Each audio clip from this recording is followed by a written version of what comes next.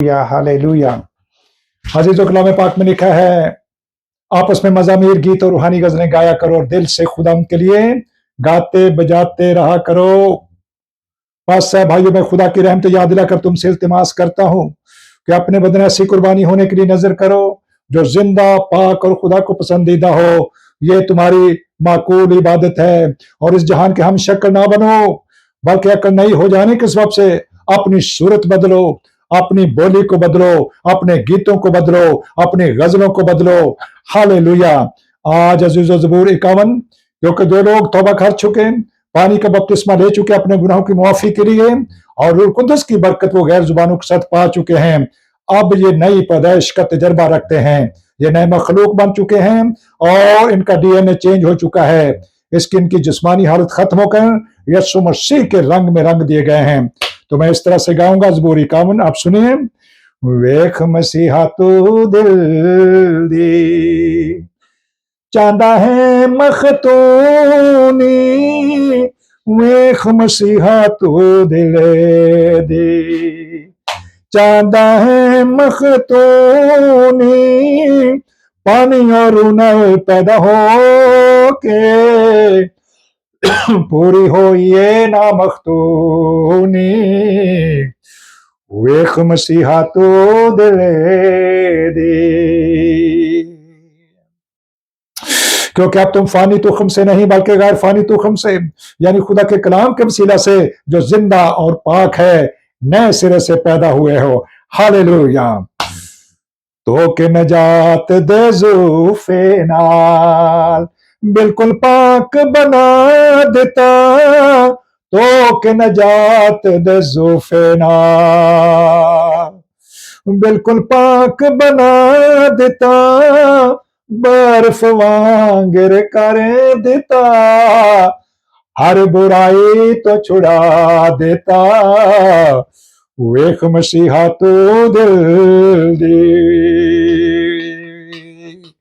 बेदारी दी खुश खबरी, जल्दी सुनावी मसीहा बेदारी दी खुश खबरी, जल्दी भुनावी मसीहा जल्दी जल्दी आके अपने नाल ले जावी मसीहा, वेख मसीहा तू दिल दी चांदा है मखतूनी, वेख मसीहा तू दिल दी।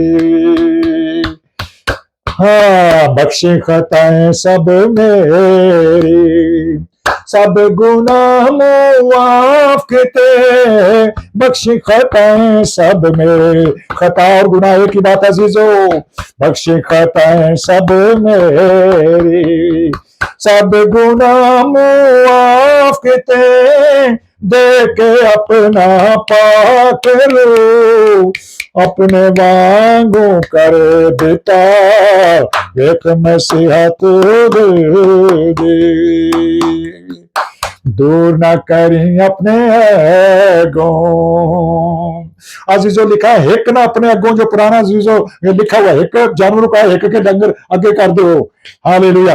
दूर ना करी अपने अगों, रूना में तो नहीं तो, दूर न करी अपने अगों, रूना में तो नहीं तो, रूद खुशी नल पर के, अब दी तसल्ली दई मैनू, वेख मसीहा तू दिल दी चांदा है मखतूनी, वेख मसीहा तू दिल दी।